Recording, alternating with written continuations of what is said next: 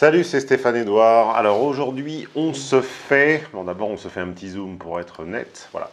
Et quand c'est fait, aujourd'hui, on se fait une série de questions Quora. Quora est un forum de discussion 3.0, ou plutôt c'est le retour du forum de discussion à l'ancienne avec justement des discussions, des débats, des échanges argumentés, structurés, avec une interface très claire, très simple et une possibilité de donner des votes positifs aux commentaires et aux réponses de bonne qualité. Donc si vous êtes frustré des discussions sur les réseaux sociaux et de ne pas avoir la place, la visibilité nécessaire dans l'architecture du site pour pouvoir pondre votre prose et pour lui donner la visibilité qu'elle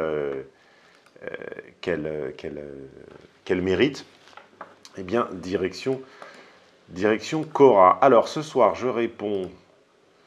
Je vais vous montrer mon écran, là. Vous allez voir qu'il me suffit, pour savoir sur lesquels j'ai été tagué, donc pour lesquels on demande mon expertise, il me suffit de cliquer sur répondre. Alors aujourd'hui, ce soir, on se prend...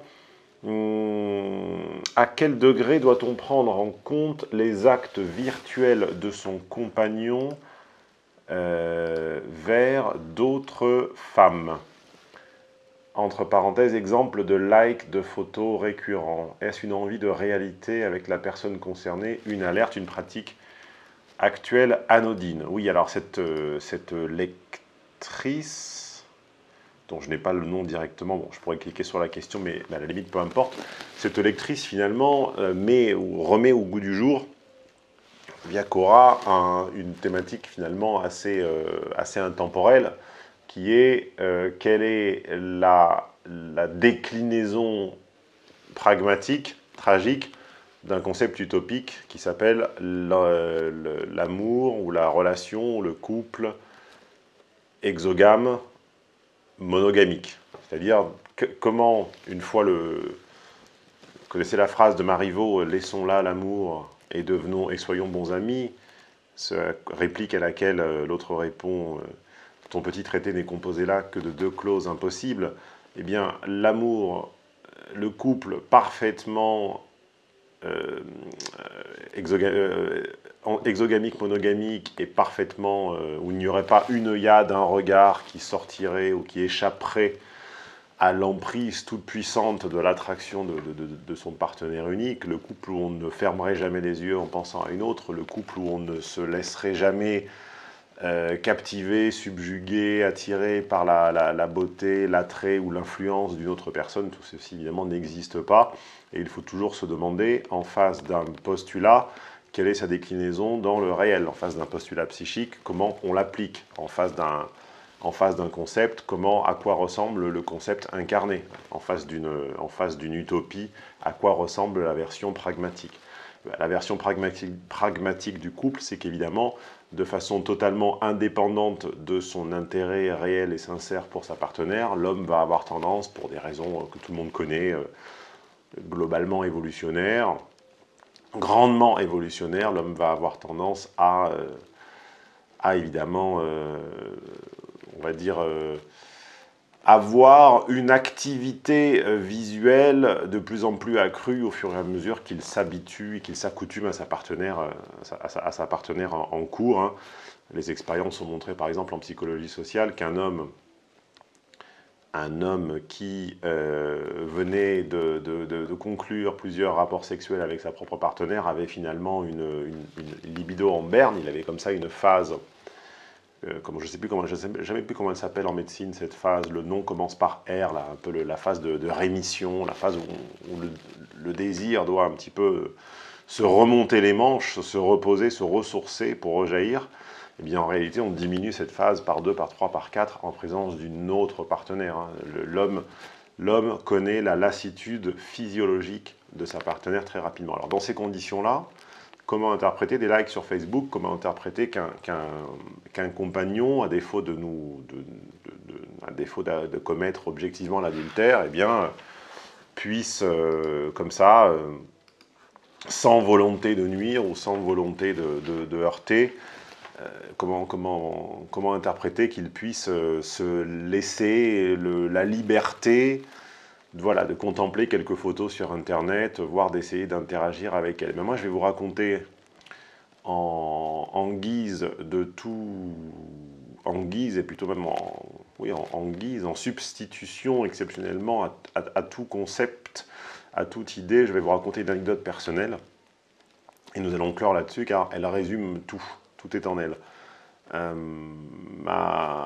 Une femme avec qui j'ai passé plusieurs années, mon ex, dit-on aujourd'hui, a fait quelque chose de très intelligent à ce sujet, puisque elle savait qu'une de mes chouchous, alors vous savez, on a tous des chouchous parmi les personnages publics, les personnages du paysage audiovisuel, du PAF, comme on l'appelle. Alors, ça peut être qui un acteur, qui une comédienne, qui un homme politique si on est une femme, ou un sportif si on est une femme, et puis pour un homme, ça va être en général une chanteuse, une danseuse, une comédienne. Et moi, j'aimais beaucoup cette actrice italienne qui s'appelle Valentina Cervi, pour prononcer avec l'accent, et qui est une illustre inconnue, romaine, coïncidence, qui a tourné dans très peu de films finalement, et notamment connue en France. Elle a été connue, elle a eu son quart d'heure de gloire en France pour avoir tourné avec Lucchini dans un excellent film sur le triangle amoureux qui s'appelle Rien sur Robert et qui mettait également en scène Sandrine Kiberlin. Et depuis ce film, où elle incarnait l'objet du désir, où elle incarnait l'un des angles de notre triangle amoureux isocèle, eh bien, je la suivais de loin, et c'est vrai que c'était un clin d'œil entre moi et ma compagne de l'époque que, globalement, si j'avais croisé Valentina Cervi, comme dirait Pierre Bénichou, je ne lui aurais pas fait payer la chambre, ou elle n'aurait pas dormi dans la baignoire. Et il se trouve que le hasard a fait qu'un jour, nous avons vu sur vous savez, ces colonnes, un petit peu ces kiosques, les kiosques à journaux et les grandes colonnes verticales où on voit les affiches de cinéma des prochains films. Nous étions en voiture et la colonne tournait et son visage est apparu comme ça. Donc, je n'ai pas pu m'empêcher de regarder et elle sortait un film, ça devait être en 2013 ou 2014, quelque chose comme ça, entre 2012 et 2014.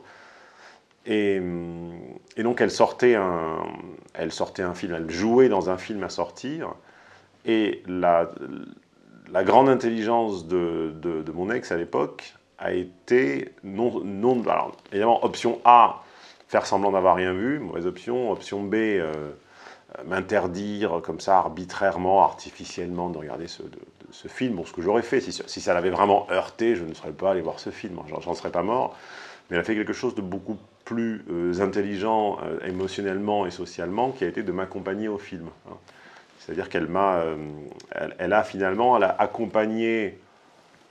Était-ce un moment de plaisir? Non, et ça n'avait rien à voir avec la tromper ou quoi que ce soit. C'était simplement, voilà, on a tous une actrice qui, par un accent, par une manière d'être, par une forme de hanche, d'épaule, de clavicule, de nez, de bouche, voilà, nous parle un petit peu, et puis on a envie de la voir au cinéma sur un grand écran. Eh bien, elle m'a accompagné voir ce film, et donc elle était présente quand, voilà, les deux, trois petites scènes vaguement de flirt, ou vaguement de séduction, vaguement érotisantes du film, elle était présente à mes côtés, et j'avais trouvé ça très mûr. J'avais trouvé ça très mûr, très, très mature, et finalement une grande forme d'intelligence du cœur que de ne pas brimer, mais au contraire d'encourager son compagnon à vaguement laisser libre cours à un désir pour un tiers, une tierce en l'occurrence, tout en étant présente à côté de lui pour bien lui montrer que sa femme, c'est nous. Alors sur cette anecdote qui résume tout et qui sera ma réponse à cette question Cora, je vais vous livrer un chapitre, enfin une partie d'un chapitre d'un séminaire que j'ai donné sur le thème du couple, qui s'appelle Rester séduisant en couple. Mes séminaires sont disponibles sur mathconsulting.fr. Ils répondent à la plus grande partie des questions que vous vous posez sur les relations hommes-femmes et qu'on ne vous dit jamais. Et donc dans ce séminaire, à propos de ce que j'appelle le tiers omniprésent, c'est-à-dire ce fameux désir triangulaire, cette fameuse idée que l'on croisera toujours quelqu'un à qui on ne pourra pas se soustraire du regard, et il y aura toujours quelqu'un qui ne pourra pas se soustraire au nôtre, en dépit du fait qu'on est bien avec un partenaire, encore une fois, exogame, monogamique. J'avais dit dans ce séminaire, le tiers omniprésent, vous ne pouvez pas lui interdire de voir d'autres hommes, vous ne pouvez pas lui interdire de voir avec les yeux, d'autres femmes, vous vous heurterez à de trop grandes difficultés pratiques, ça finira par péter. À défaut, il faut établir une limite, qu'est-ce qui est possible, qu'est-ce qui consolide le désir sans défaire notre entité couple, sans nous affaiblir. Est-ce que l'on feint qu'il n'existe pas? Est-ce qu'on l'accepte? Est-ce que l'on en parle ou pas? Est-ce que l'on tient? Est-ce que l'on passe complètement sous silence? Est-ce que ta position, c'est que tu ne veux pas savoir? Vous verrez que beaucoup de femmes vous disent « tu fais ce que tu veux, je ne veux pas le savoir ». L'exclusivité monogamique non discutable est une utopie.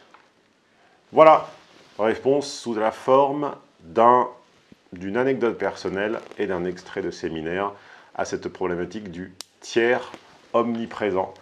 Et j'enchaîne avec des réponses à d'autres questions qu'Aura. Stéphane Edouard, suivez cette chaîne YouTube, partagez vos opinions, vos avis avec les fameux pouces levés et baissés. Abonnez-vous à cette chaîne si ça n'était pas encore fait. Et encore une fois, ça c'est des contenus gratuits, courts, simples. Les contenus denses, plus massifs, plus profonds, plus sourcés, plus riches, c'est mathconsulting.fr. Les articles gratuits, c'est homme-d'influence.com. Pourquoi vous m'avez fait passer votre numéro de téléphone? J'ai des mauvaises pensées. Oui, alors là, vous me l'avez déjà dit. Je ne vois pas bien ce que vous entendez par là. Enfin, j'ai une petite idée, mais je suis pas sûr que ça corresponde.